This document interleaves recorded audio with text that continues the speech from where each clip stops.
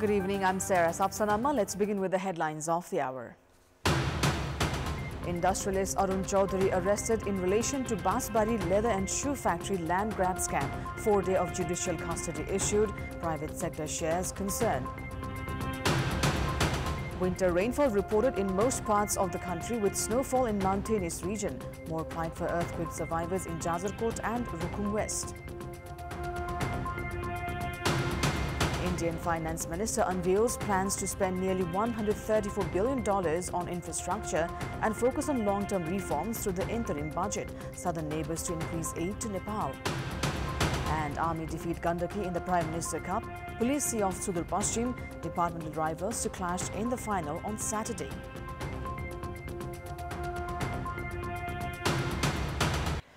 Kathmandu District Court has issued a 4-day judicial custody for Arun Chaudhary, who was arrested for alleged irregularities regarding the land of Basbari leather and shoe factory.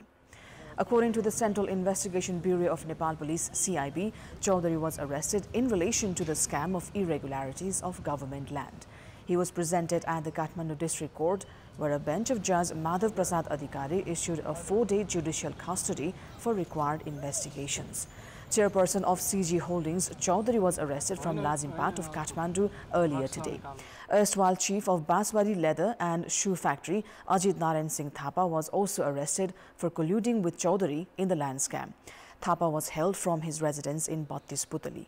CIB has also arrested chairperson of Chandbagh residence and is to present him at the court tomorrow.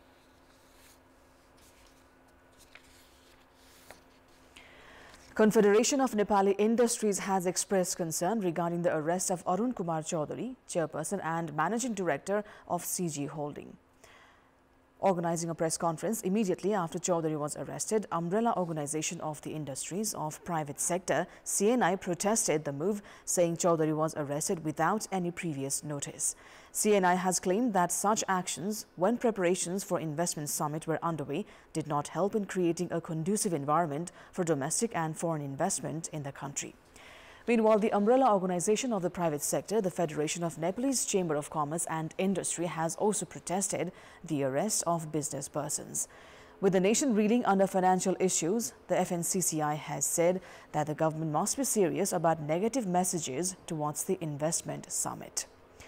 Government statements about reviving crisis-ridden industries are being observed with uncertain lenses. 34 years ago, there were 62 public corporations and industries, of which only 44 are in operation at the moment.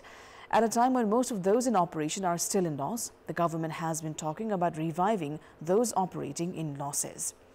Despite the government claim of reviving industries, including Gorakhali rubber industry, the business fraternity has not believed the claim. Prime Minister Pushpa Kamal Dahal had directed for preparing modality to resume operation of Janakpur cigarette factory, Butwal thread mills, Biratnagar jute mill, Nepal Oriental Magnesite and Nepal Metal Company. Nepal Army has already proposed for operation of the Hetauda textile industry. The Ministry of Industry has made preparations to recommend the Ministry of Finance to operate 7 industries in the public-private partnership or the PPP model. The Ministry of Industries is holding talks with the departments of the Ministry of Finance regarding the same. 3 years ago, a committee led by former Secretary Deepak Subedi had also conducted a study regarding resuming operation of industries that were previously shut. This issue has since been included in the budget and the policies and programs of the government each year, but the implementation aspect has yet to materialize. Despite the Minister of Industry now making preparations to revive the closed entities upon the directive of the Prime Minister, the path ahead is not easy.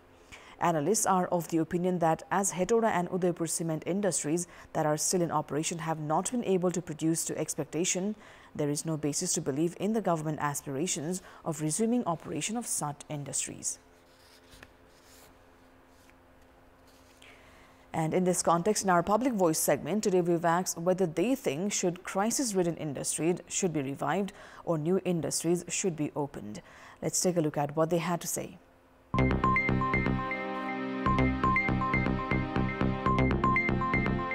पुरानै चलाउने तर कमिसनको खेलमा नजाने पुरानो उद्योग धन्दाहरुमा सबै किसिमको इन्फ्रास्ट्रक्चरहरु तयारी छ त्यसमा अलि लगानी गर्दाखेरि त्यो कन्टिन्यू हुन्छ। नयाँ प्रविधिको प्रयोग गरेर नयाँ उद्योगहरू सञ्चालन गर्दा राम्रो होला। पुरानै उद्योगलाई सुचारू गरौँ र त्यही इन्फ्रास्ट्रक्चरलाई मर्मत कार्यहरू गराएर त्यसलाई नै अगाडि बढाउँ। नयाँ प्रविधिको उत्पादन बढाइदिने खालको अनि कम लागत लाग्ने हिसाबले तिनीहरूलाई सञ्चालन गर्दा राम्रो होला। पुरानो उद्योगहरू भन्दा नयाँ उद्योगहरू खोल्न राम्रो लाग्यो किनभने त्यसमा समयको पनि बचत, नयाँ टेक्नोलोजीहरू प्रयोग गरेर नयाँ प्रविधिको प्रयोग गरेर नयाँ सामानहरू चाहिँ उत्पादन गर्न सक्यौँ भने विश्व बजारमा चाहिँ प्रतिस्पर्धात्मक रूपमा चाहिँ काम गर्न सकिन्छ। नयाँ तरिकाले चलाउँदा ठिक होला नि, पुरानो धेरै वर्ष बन्द भइसक्यो हैन।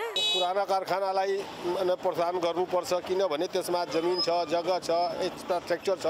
पुरानैमा लगानी लगायो भने थोरै लगानीले राम्रोसँग कारखाना सञ्चालन गर्न सकिन्छ। नयाँमा अब लगानी गर्नुभन्दा पुरानोलाई रिस्ट्रक्चर गरेर चलाएको राम्रो। नयाँ उद्योगलाई पनि अलिक प्रोत्साहन दिनुपर्छ। नयाँ उद्योगहरू नयाँ उद्यमी हुन्छन्।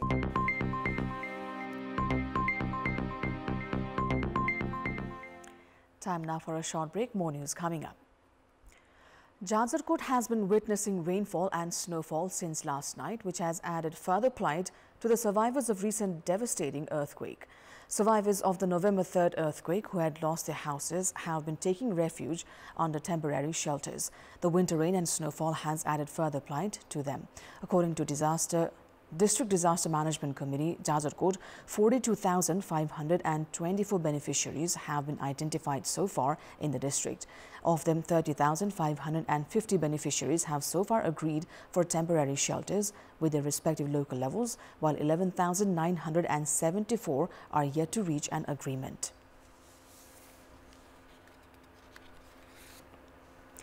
The change in weather conditions resulted in rainfall in most parts of the country, with snowfall in the high, hilly and mountainous region.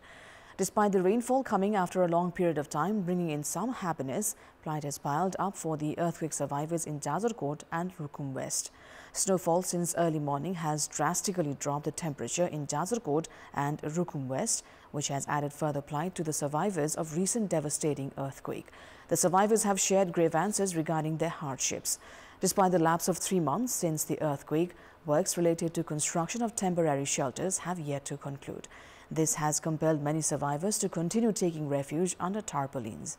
At least 36 have already died in Jajarkot and Rukum West because of the dip in mercury.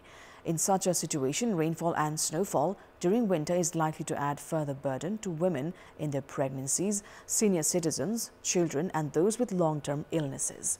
At a time when a day of winter rainfall has invited such complications to the survivors, it is imperative for the government and stakeholders to pay adequate attention to the issues of the survivors that are certain to face when monsoon arrives a few months later.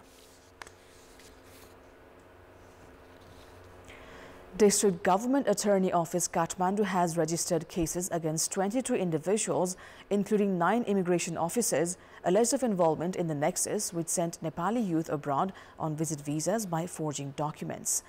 The District Government Attorney Office has registered cases against 22 individuals, including 12 who are still absconding at the Kathmandu District Court for organized crime by forging documents. Prior to this, the Crime Division had arrested immigration officer Narvir Khadka on 4th of December last year for his active role in forging government documents to send Nepali nationals abroad on visit visas. Police had also confiscated 200,000 rupees from Khadka, which was given to him by travel agent Padam Lama of Doramba Rural Municipality, Ward number 7 of Ramechhap. Police had continued its investigations against 8 others on the basis of the statement of Khadka. A list of dozens of Nepali youths who were sent abroad on visit visas by Khadka and Tamang was also obtained during investigations. The government has formed a committee to study the prospects of public-private partnership PPP model for all 4 international airports, including 3 that are in operation. After feeling the heat following the failure of airports to operate on a regular basis, even in completion of a year and a half after construction with a loan from donors, the government has come up with the idea of operating Tribhuvan, Gautam Buddha, Pokhara and proposed Nijgarh International Airport on a PPP model. Today's meeting of the Council of Ministers has formed a 5-member committee led by former Secretary Shankar Adhikari to study the prospects of the same. Experts have largely welcomed the government preparation but have called for a large-scale study. Adani Group of India had been expressing informal interest in this preparation of the government. Prior to this, International Finance Corporation (IFC) of the World Bank had also expressed interest in conducting the study for PPP model. Airports are currently being operated in 9 models across the world.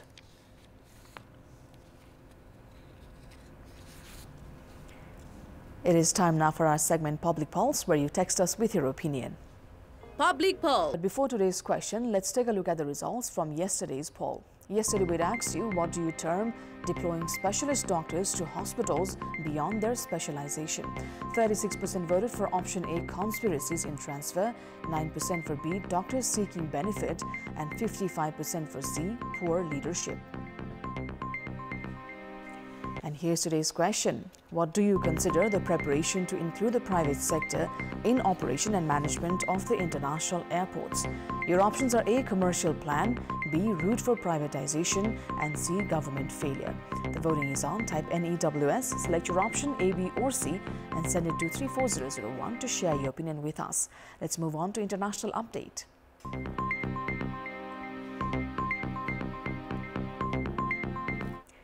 India's Finance Minister Nirmala Sitharaman unveiled plans to spend nearly $134 billion on infrastructure and focus on long-term reforms to drive growth and contain the fiscal gap, despite pressures to raise spending before elections. Indian Finance Minister Sitharaman said the next generation of reforms will be carried out in consultation with state governments.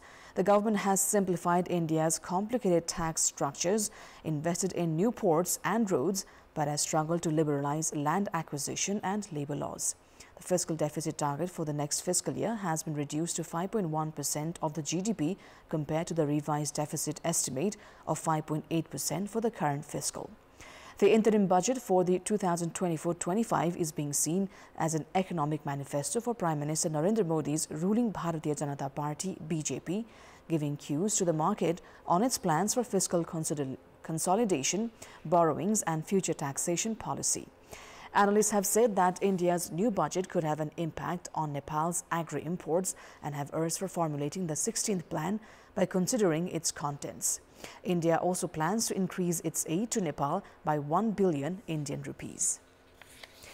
EU leaders have unlocked a €50 billion support package for Ukraine. The agreement comes earlier than expected, overcoming previous opposition from Hungary's President Viktor Orban. European Council President Charles Michel has said all 27 European leaders have agreed to a €50 billion aid package for Ukraine. Michel confirmed it through his X account, saying that the agreement locks in steadfast, long-term, predictable funding for Ukraine. Earlier, there had been fears that Hungary's President Viktor Orban would block the aid package, as he had done already at a European summit last December.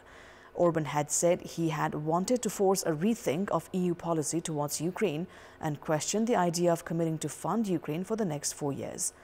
Ursula von der Leyen, the president of the European Commission, said today was a good day for Europe. The demand for repairing footwear has increased dramatically in Gaza amid war, with many Gazans unable to afford new shoes due to current situation in the enclave. Local cobblers say there were less work before the war, but now they have started working more because people do not have money to buy new slippers. New slippers that used to cost over $4 now cost more than almost $22 in fact. Cobblers say amid a lack of electricity and machines, they have resorted to repairing customers' shoes and slippers manually.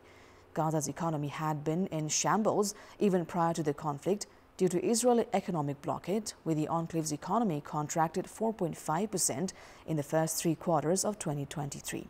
Much of the densely populated Gaza Strip has been devastated by almost 4 months of Israeli bombardment, and most of its 2.3 million residents have been uprooted by fighting that has caused the world's biggest humanitarian crisis.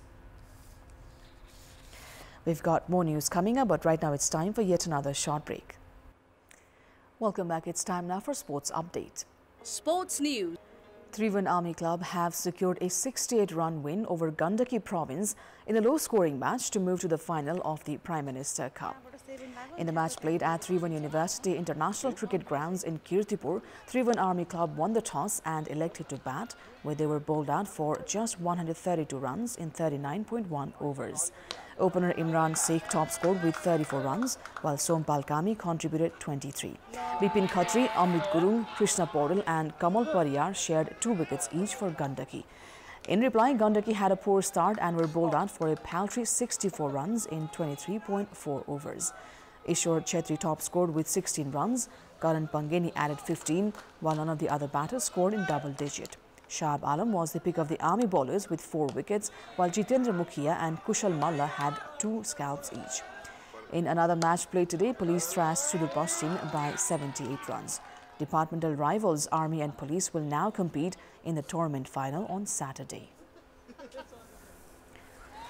Nepal are set to play in India in their last match of the Super Sixes stage of the ICC Under-19 World Cup underway in South Africa. Despite having crashed out from the tournament, the young Rhinos will be aiming to have a sweet end to their World Cup campaign with a win over India. Nepal and India have faced off twice in the World Cup so far, with Nepal losing both the matches.